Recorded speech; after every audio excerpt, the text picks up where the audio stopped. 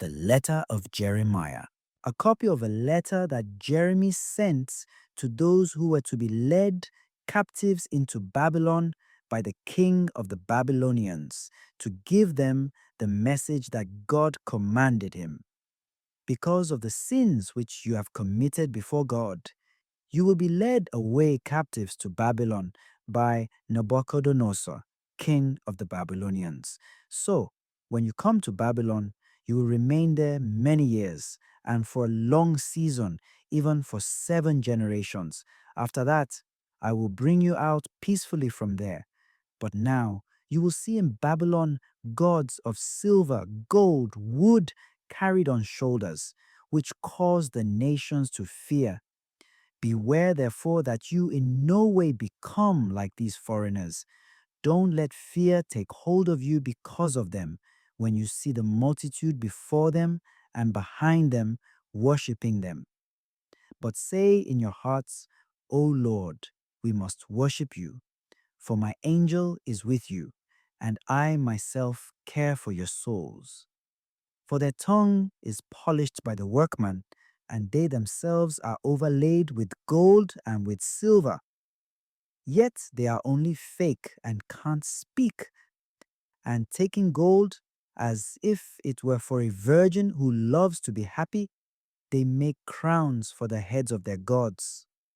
Sometimes also the priests take gold and silver from their gods and spend it on themselves.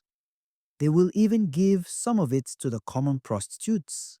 They dress them like men with garments, even the gods of silver, gods of gold, and gods of wood. Yet these gods can't save themselves from rust and moths, even though they are covered with purple garments. They wipe their faces because of the dust of the temple, which is thick upon them. And he who can't put to death one who offends against him holds a scepter as though he were judge of a country. He has also a dagger in his right hand and an axe, but can't deliver himself from war and robbers. By this they are known not to be gods. Therefore don't fear them. For like a vessel that a man uses is worth nothing when it is broken, even so it is with their gods.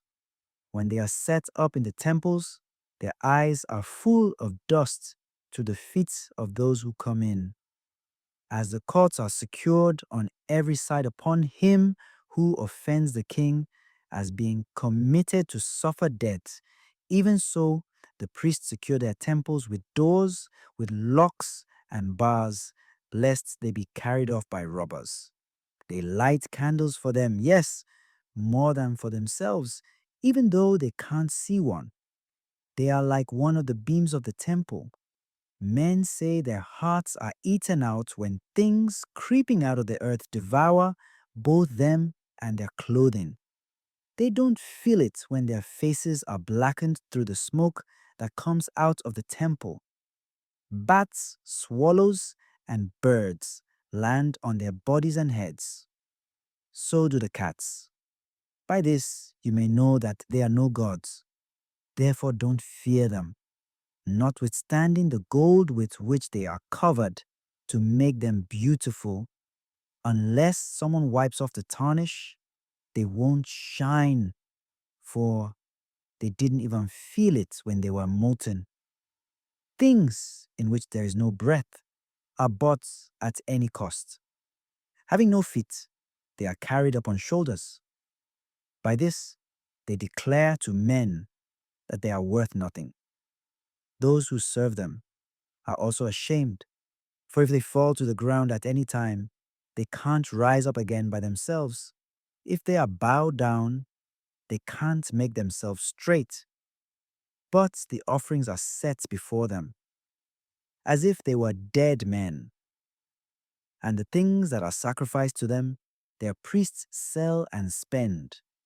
In like manner, their wives also lay up part of it in salt, but to the poor and to the impotent they give none of it.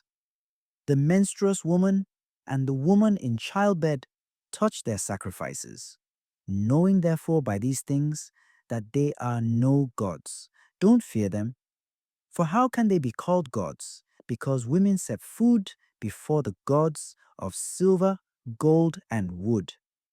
And in their temples, the priests sit on seats, having their clothes torn, and their heads and beards shaven, and nothing on their heads.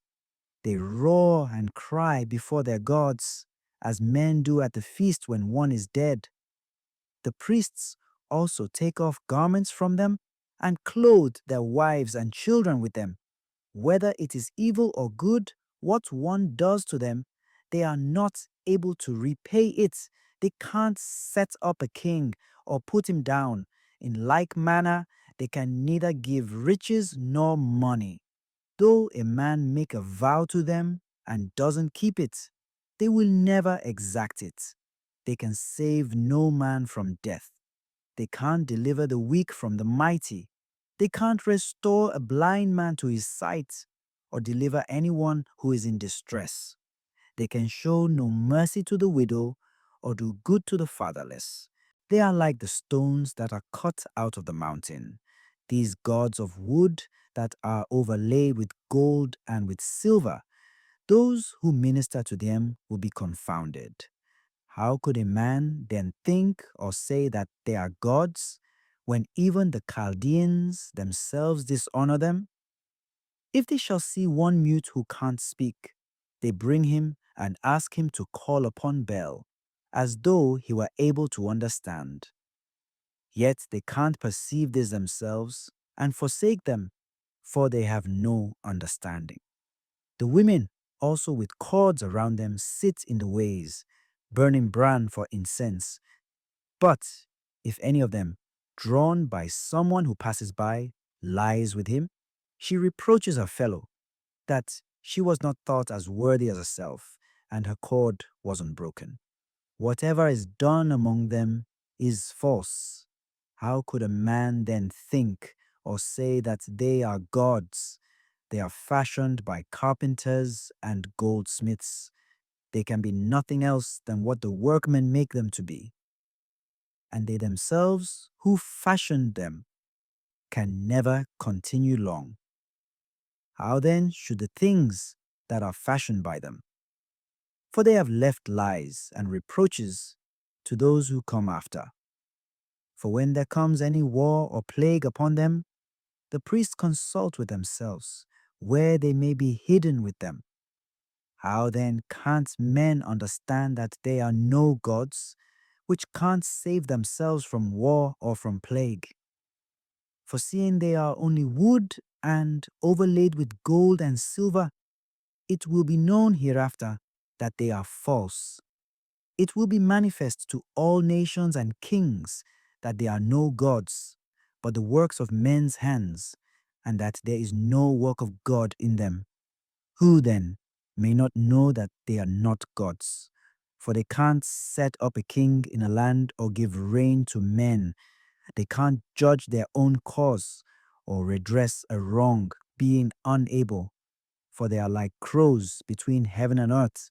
For even when fire falls upon the house of gods of wood overlaid with gold or with silver, their priests will flee away and escape, but they themselves will be burned apart like beams. Moreover, they can't withstand any king or enemies. How could a man then admit or think that they are gods? Those gods of wood overlaid with silver or with gold aren't able to escape from thieves or robbers. The gold, silver, and garments with which they are clothed, those who are strong will take from them and go away with them. They won't be able to help themselves. Therefore, it is better to be a king who shows his manhood, or else a vessel in a house profitable for whatever the owner needs, than such false gods. Or even a door in a house to keep the things safe that are in it, than such false gods. Or better to be a pillar of wood in a palace than such false gods. For sun, moon, and stars, being bright and sent to do their jobs, are obedient. Likewise, also the lightning, when it flashes, is beautiful to see. In the same way, The wind also blows in every country. And when God commands the clouds to go over the whole world, they do as they are told.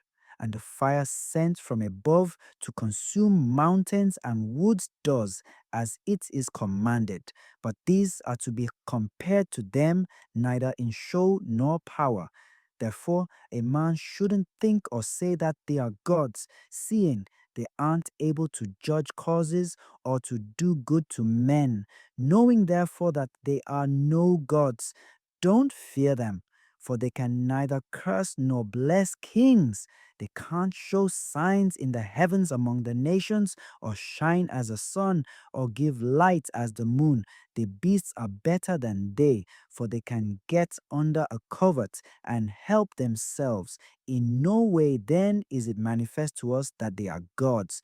Therefore, don't fear them, for as a scarecrow in a garden of cucumbers that keeps nothing, so are their gods of wood overlaid with gold and silver. Likewise, also their gods of wood overlaid with gold and with silver are like a white thorn in an orchard that every bird sits upon. They are also like a dead body that is thrown out into the dark. You will know them to be no gods by the bright purple that rots upon them. They themselves will be consumed afterwards, and will be a reproach in the country. Better, therefore, is the just man who has no idols, for he will be far from reproach.